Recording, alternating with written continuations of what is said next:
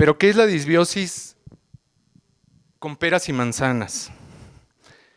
Vamos a hablar un poco de qué es la disbiosis y cuáles son los factores que intervienen y cuáles son los aspectos que hay que puntualizar para que ustedes tengan bien claro el término de disbiosis. Habíamos hablado de que en cada una de las películas hay un villano y hay un héroe. La realidad es que tienen nombre y apellido. Los bacteroidetes y las bifidobacterias son nuestras bacterias buenas, las que nosotros tenemos y las que nos van a proteger y nos van a condicionar para ciertos factores importantes.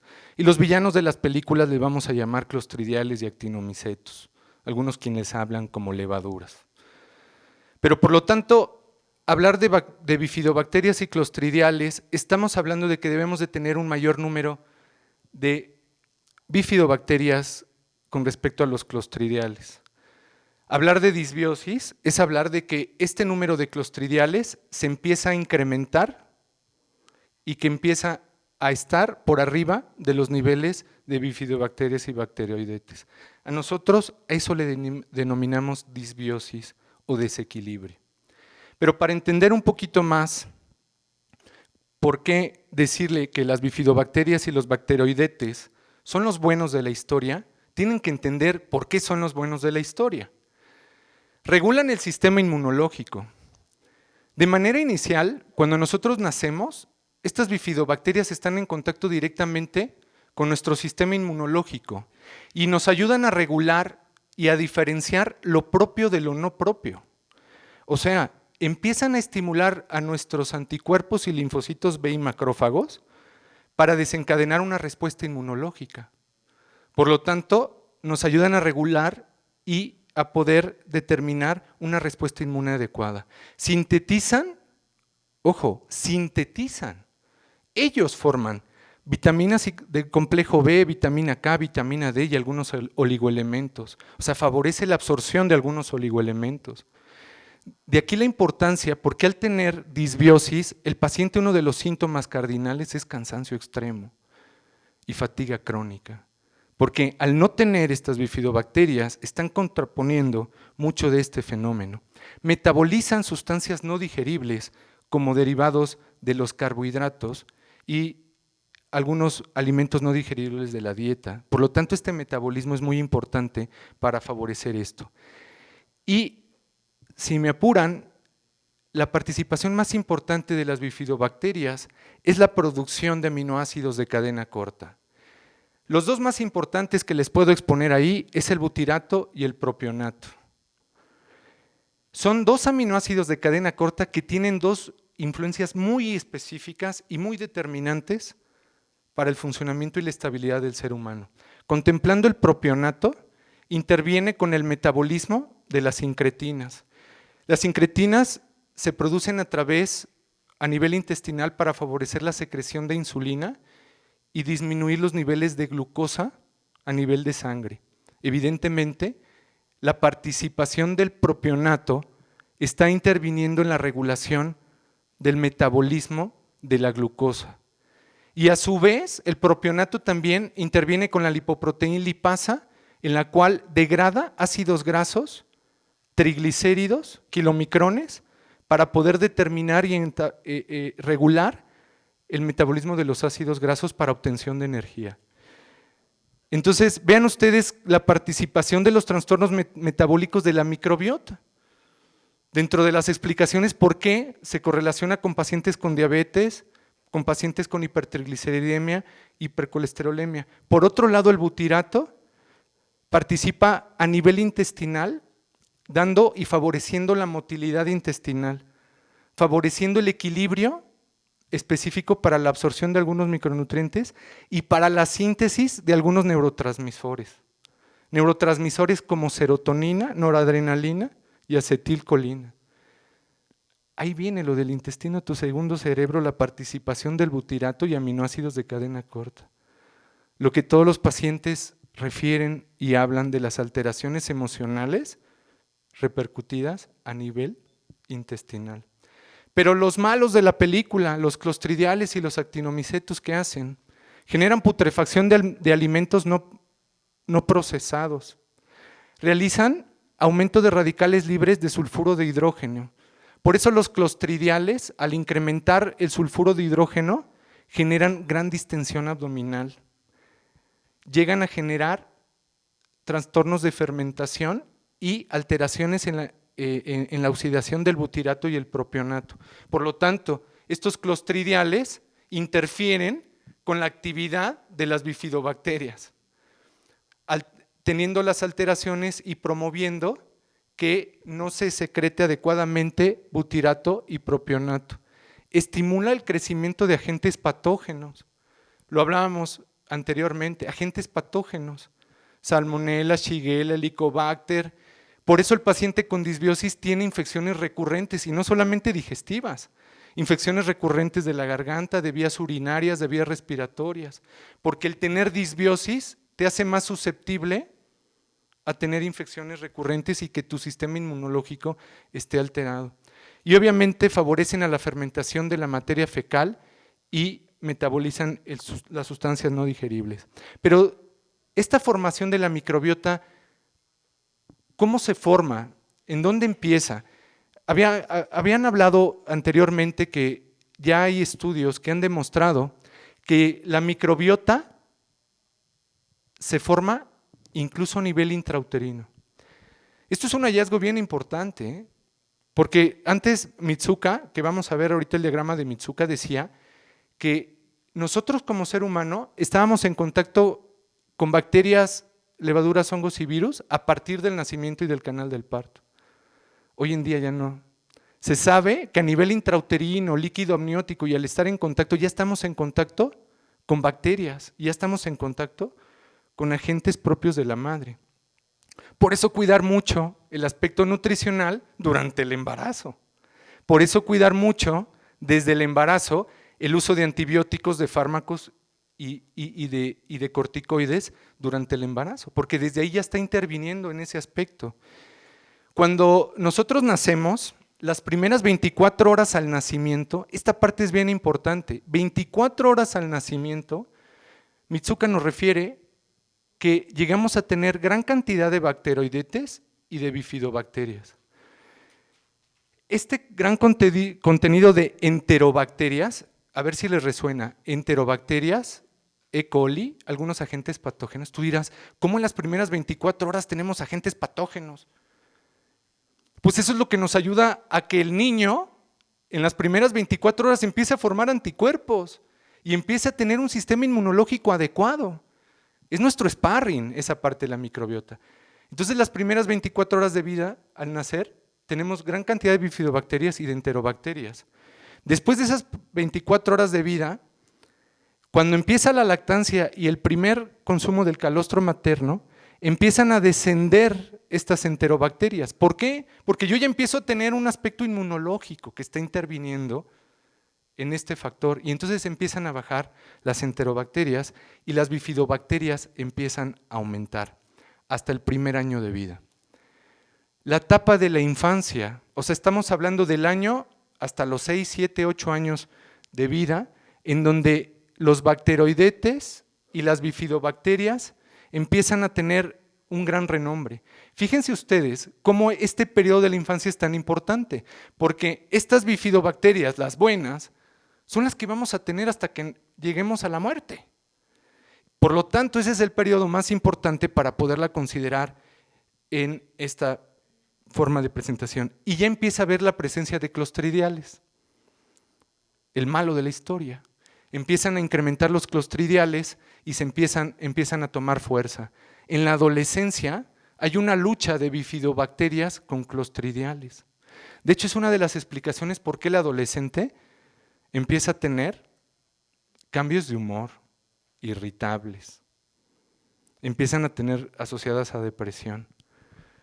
Y entonces es porque los clostridiales empiezan a incrementarse y empiezan a tener ese factor. Sin embargo, si todo va bien, al final de cuentas, al final de la adolescencia llegamos a tener más bifidobacterias. Cuando llegamos a la etapa adulta, las bifidobacterias aumentan y los lactobacilos también llegan a estar de manera presentes y los clostridiales quedan remitidos. ¿Qué pasa después de los 50, 60 años de edad? Las bifidobacterias descienden notablemente y los clostridiales aumentan notablemente. Es uno de los principios por los cuales empezamos ya a desarrollar alteraciones metabólicas, alteraciones alérgicas o enfermedades condicionadas. Vean este chavo, si no la pasa bien, ¿no? Este es el ejemplo de bifidobacterias, nuestros cuates, clostridiales y enterobacterias. Los clostridiales tienen mayor cantidad de clostridiales. Esto es la historia natural de nuestra microbiota. Entendiendo esto, que todo lo que se salga de estos parámetros es disbiosis. Imagínense ustedes en este escenario que en cada una de las participaciones ustedes hayan recibido antibióticos y se hayan recibido antibióticos durante la infancia y que hayan utilizado corticoides y que les hayan dado que para el acné uso de hormonas sintéticas y para el tratamiento de ovario poliquístico y una serie de factores. Evidentemente son aspectos que intervienen. Por lo tanto, disbiosis la tenemos desde el nacimiento, que influye desde el tipo de nacimiento, influye provenir de una madre disbiótica, ya desde ahí, ¿no? Si mi mamá tiene disbiosis, al yo nacer y que mi madre me pase mayor cantidad de clostridiales y de levaduras, ya desde ahí el asunto no está muy bien, ¿no? Y otro de los factores que intervienen durante el primer año de vida y la lactancia. Ese es otro de los aspectos más importantes que pueden desarrollar disbiosis. A los que voy a hablar de hoy es a los que se somete a través del largo de la vida, el uso de fármacos, antibióticos, los factores hormonales y una alimentación antifisiológica. Sin embargo, lo que ahorita para mí es muy importante que ustedes lo vean es cómo identificar a un paciente con disbiosis. Cómo identificarlo y cómo darnos cuenta que el paciente puede estar teniendo disbiosis. Lo primero, pues es el interrogatorio que le haces al paciente. Su historial, pues desde el nacimiento y de las características que ha tenido y que ha presentado. Si usó antibióticos durante su infancia, si estuvo con complicaciones durante el canal del parto, si estuvo con algunos fármacos expuesto la madre y obviamente en la historia natural a través de la infancia y obviamente la adolescencia. Los factores hormonales, qué tanto están involucrados en este aspecto, si recibieron hormonas sintéticas, estrógenos, anticonceptivos y obviamente cómo es su alimentación, hacer un test simplemente, cómo te has alimentado en los últimos años de tu vida. Esos son los factores que se le tiene que interrogar al paciente para poder saber si el paciente puede tener riesgos o no a desarrollar disbiosis. Por lo tanto, hablar de disbiosis es que estos clostridiales aumentan y estas bacteroidetes disminuyen. Estos clostridiales llegan a generar toxinas y llegan a generar acidez en el cuerpo. Estas toxinas hacen que el paciente empiece a manifestar signos y síntomas. Nosotros, en el protocolo que tenemos de más de 1,200 pacientes con disbiosis, los dividimos en dos grandes fases. La primera fase, el paciente empieza inicialmente con trastornos disfuncionales digestivos, presenta ansiedad por azúcar, lácteos y pan y presencia cuadros de cansancio extremo o fatiga crónica. En una segunda fase, el paciente, en esta primera fase normalmente calculamos que el paciente llega a tener entre 6 a 7 años con disbiosis para llegar a síntomas como cansancio extremo. Si esto sigue progresando y el paciente no trata el problema, el paciente entra a una segunda fase que nosotros denominamos fase metabólica o fase de complicación de disbiosis. Esta fase, el paciente empieza a tener alteraciones metabólicas, alteraciones en fibras de colágeno tipo 1 y tipo 2 y alteraciones a nivel del sistema nervioso central.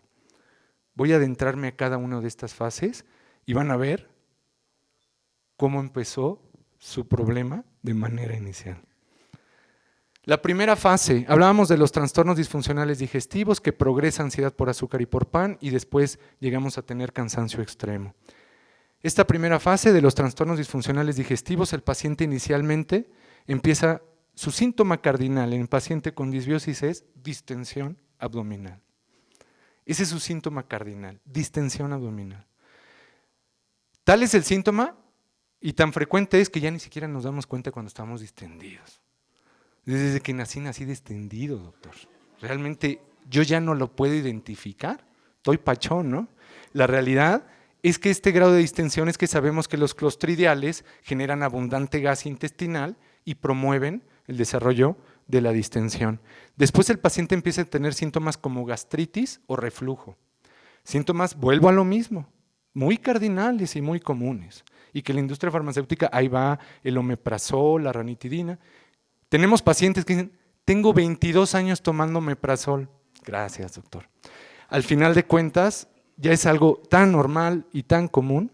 Y el paciente también tiene síntomas como cuadros de colitis de manera intermitente, que cada vez es más frecuente. Y si nos hacemos la pregunta, la relación de los factores estrogénicos con disbiosis y colitis, ¿cuántos de los pacientes antes de reglar ya empiezan con síntomas de colitis o distensión abdominal? ¿Por qué será tú? ¿Se lo han puesto a preguntar? Pues es por eso, por la participación de los estrógenos asociadas a la microbiota. Y obviamente el paciente empieza a tener cambios en el hábito intestinal, estreñimiento y diarrea, estreñimientos y diarreas. Esto es la primera fase, así inicia. Conforme va avanzando, el paciente empieza a tener síntomas como ansiedad por azúcar y por pan. Dice, ay, ¿quién no?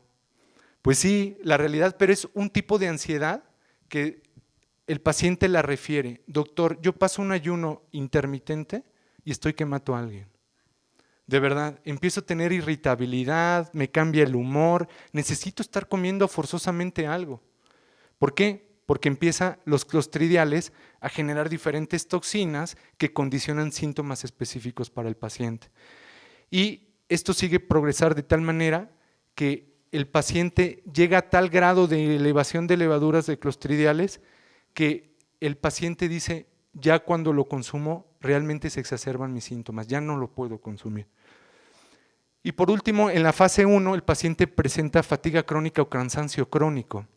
Esta fatiga que el paciente llega a referir es una fatiga, no es el cansancio típico, realmente es preocupante. Para el paciente le cuesta trabajo su actividad diaria y realizar cosas rutinarias. Es una fatiga que compromete el funcionamiento del paciente. Hasta esta etapa, bueno, el 80% de la población está así. Y que van con el médico y el médico les hacen un check-up y el médico le dice, ¿está usted completamente sana, señora? Y la señora dice, ¿me lo jura? Sí, está, pero ¿cómo sana? Si vivo con distensión abdominal, con cuadros de colitis, traigo reflujo, estoy cansada todo el tiempo, no puedo realizar mis actividades. Sí, señora, está usted sana. Gracias, doctor. Se van. Entonces entramos a una fase 2, que esto ya viene siendo más de 6 a 7 años del paciente presentar disbiosis. El paciente ya empieza a tener alteraciones metabólicas, empieza a tener alteraciones en las fibras de colágeno tipo 1 y tipo 2 y alteraciones del sistema nervioso central.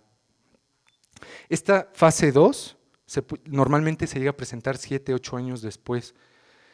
Dentro de las alteraciones metabólicas, inicialmente el paciente empieza a tener trastornos de sobrepeso y tendencia a la obesidad. Sin embargo, tenemos la parte opuesta. El paciente que empieza a perder peso y no sube de peso con nada. Ese paciente también es otra de las características de disbiosis. El 70% del paciente en fase 2 normalmente es sobrepeso. Después empieza con los trastornos metabólicos, hipertrigliceridemia, hipercolesterolemia.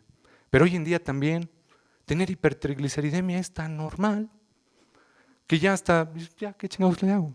Tengo hipertrigliceridemia. Y al final de cuentas, luego tenemos hipercolesterolemia y después debutamos con diabetes mellitus.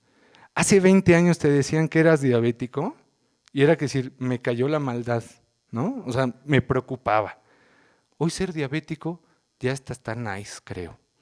Pero al final de cuentas, ya no nos preocupamos, ya es algo tan frecuente y tan común.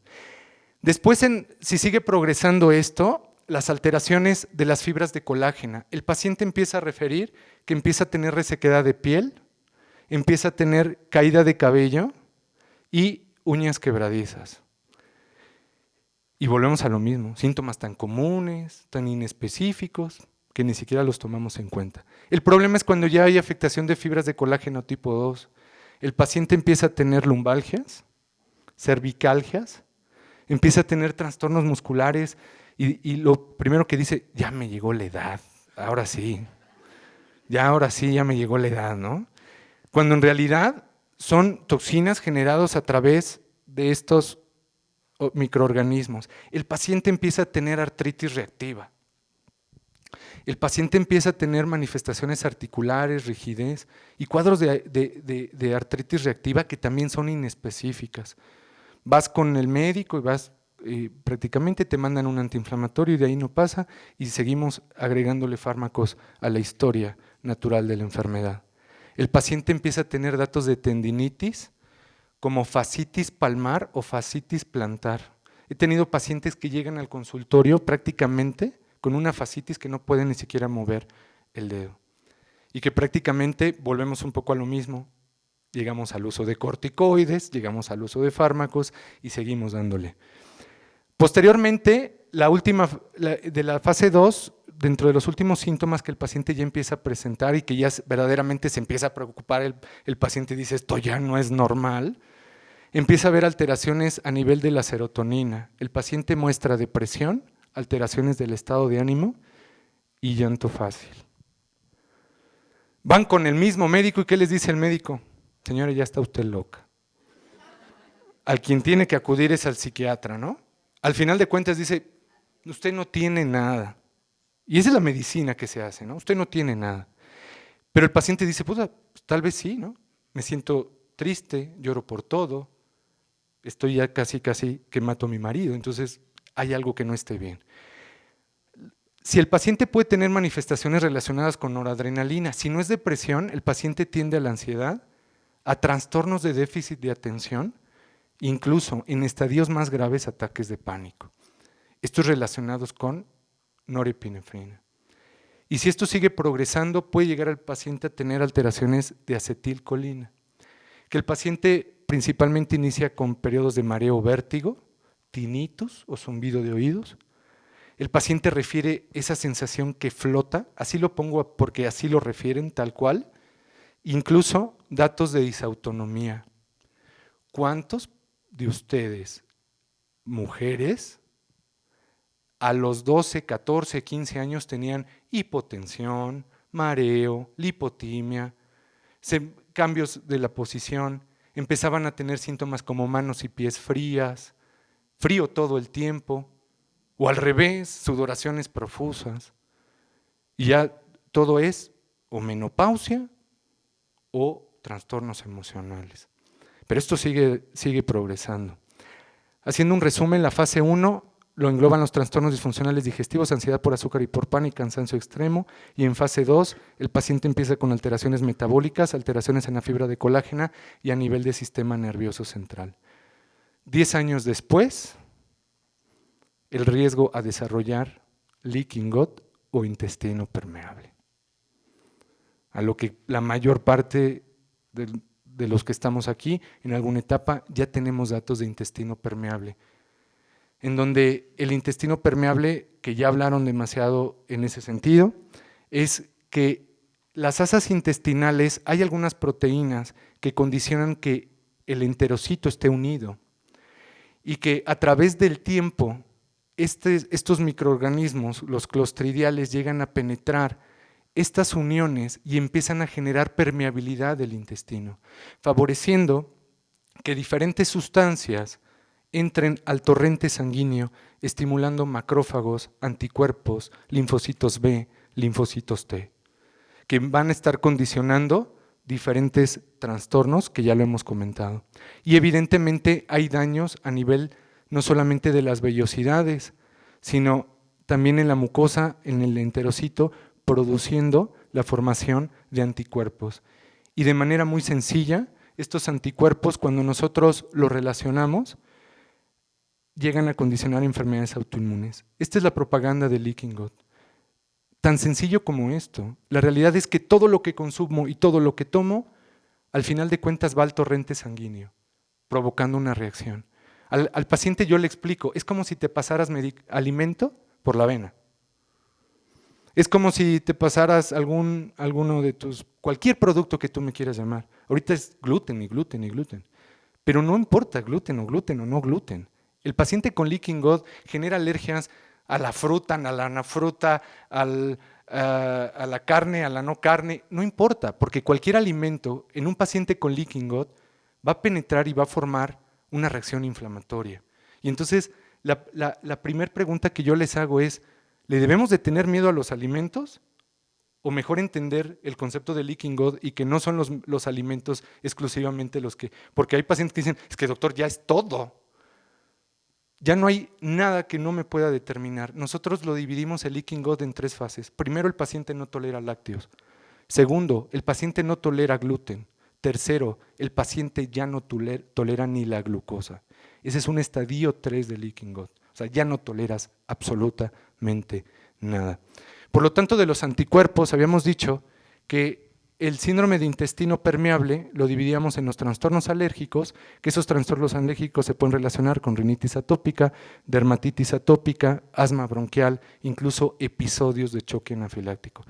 Tenemos más de 23 pacientes, de esos 1,200, que han hecho alguna etapa choque anafiláctico secundario a la presentación de una reacción inflamatoria a alimentos y a medicamentos. Y las enfermedades autoinmunes, que al final de cuentas, si entendiéramos de manera sencilla, la producción de anticuerpos, estos anticuerpos que se llegan a presentar por la presencia de leaking gut, cuando yo tengo anticuerpos que van a dañar a las articulaciones, pues le llamamos artritis reumatoide. Si esos anticuerpos le van a dar a dañar al pulmón, al riñón y a la piel, pues le llamamos lupus eritematoso. Si afectan a las glándulas salivales, a mucosas, a ojo, le llamamos enfermedad de Sjögren. Si afecta a la glándula tiroides, pues le llamamos hipotiroidismo. Y pues si afecta obviamente a las células intestinales y una respuesta al gluten, pues le llamamos enfermedad celíaca. Pues la realidad es que no importa darle el nombre que ustedes le quieran dar. Se llama disbiosis y se llama intestino permeable. Pónganle el término que le quieran dar, no importa. Y que así como estás desarrollando anticuerpos para células entéricas y para derivados al gluten, puedes desarrollar cualquier enfermedad autoinmune relacionada a eso, porque estás estimulando ¿qué? Formación de anticuerpos. Por eso le digo al paciente, pero es que yo tengo artritis reumatoide. No, pues es igual, tienes el factor de riesgo de tener alguna otra enfermedad autoinmune. Esto no te excluye de ninguna de estas causas. El problema es ir al origen de la enfermedad. El problema es ir al origen del trastorno que te está llevando a generar formación de anticuerpos. Por lo tanto, para terminar estos aspectos y llegar a algunas conclusiones específicas, nosotros en el instituto le llamamos proyecto sentido. ¿A qué le llamamos proyecto sentido? Que no solamente es un tratamiento orientado a quitar un signo ni un síntoma.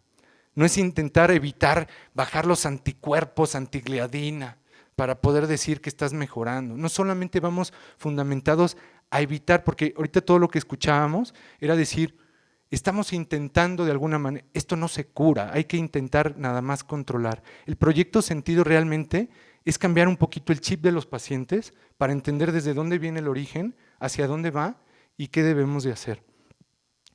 Por lo tanto, uno de los primeros fundamentos del proyecto sentido es, no se puede tratar el leaking gut o el intestino permeable si de manera per se tengo disbiosis.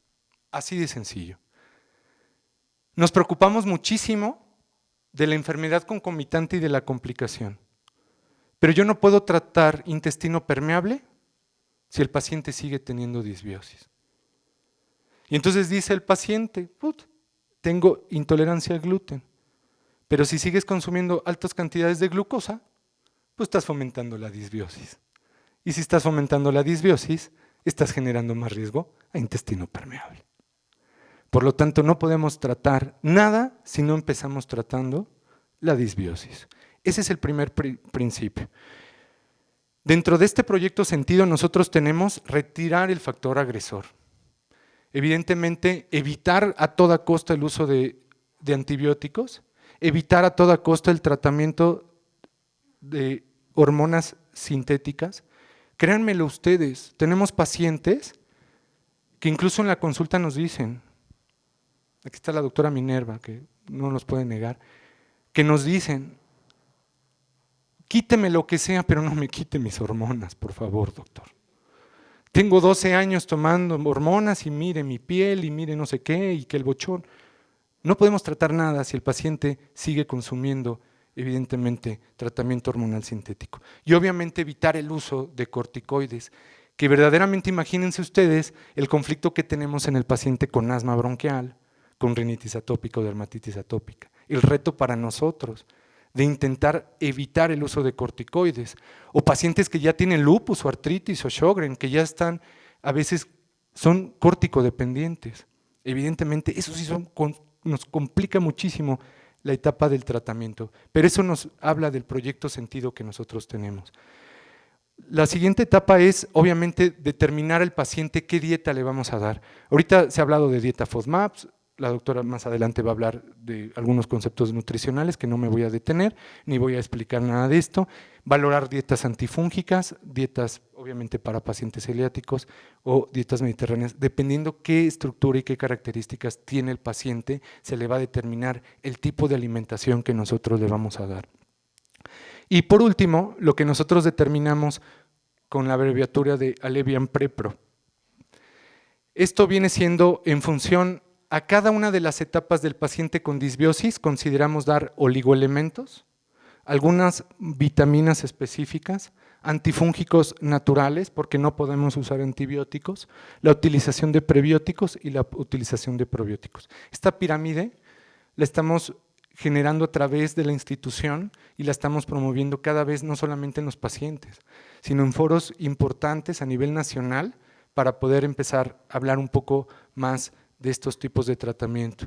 Y posteriormente, cuando al paciente empiezas a tener equilibrio en la microbiota, vas buscando el tratamiento del intestino permeable, que no es tema del día de hoy, pero que se fundamenta evidentemente la utilización de la glutamina, la utilización de agentes como el Restor o como la quercitina o agentes específicos como algunos antifúngicos y algunas enzimas digestivas que pueden favorecer la reparación del intestino permeable, que eso lo podremos hablar en algún momento dado. Por lo tanto, dentro de las conclusiones y reflexiones para terminar la plática y dentro de lo que nosotros consideramos proyecto sentido, hay un término que me gustó mucho, que quisiera dejarlo hoy en esta plática, y dice, somos casas habitadas por un inquilino del cual no sabemos nada. La realidad, la microbiota, aunque está teniendo mucha repercusión y lo estamos viendo hoy en día, aún no conocemos todo lo que está interviniendo en la microbiota, no solamente intestinal, sino del cuerpo humano, en cada uno de nuestras enfermedades y de nuestros trastornos. Siempre hemos creído, el ser humano somos tan egocéntricos, que tenemos el control de todo, cuando en realidad no tenemos el control de absolutamente nada. Seguir pensando que encontraremos un medicamento específico para poder seguir subsistiendo es como pensar que nuestra historia y evolución comienza al nacer y termina al morir. No podemos ser tan egocéntricos pensando en cada uno de estos conceptos. El vínculo que encontramos entre el paciente y el médico es la directriz más humana que te lleva a ser coherente y consciente con lo más inconsciente del ser, refiriéndonos a que si nosotros como médicos no nos ponemos en el lugar y en el papel de cada uno de nuestros pacientes, no vamos a entender absolutamente nada, ni vamos a entender ningún estado de conciencia que le podamos generar. El ser un líder de opinión no le importa para nada la existencia, cuando la mejor opinión la puede llegar a tener tu propio paciente. No importa tener foros importantes y ser y generar, si tú no puedes lograr cambiar ni el estilo de vida ni los conceptos básicos hacia tus propios pacientes, no sirve de nada. Y la medicina basada en evidencias puede ser retórica para la ciencia o para el médico, pero al final es muy distante para el verdadero estado de conciencia. Por lo tanto, somos casas habitadas por un inquilino del cual no sabemos nada. Muchas gracias.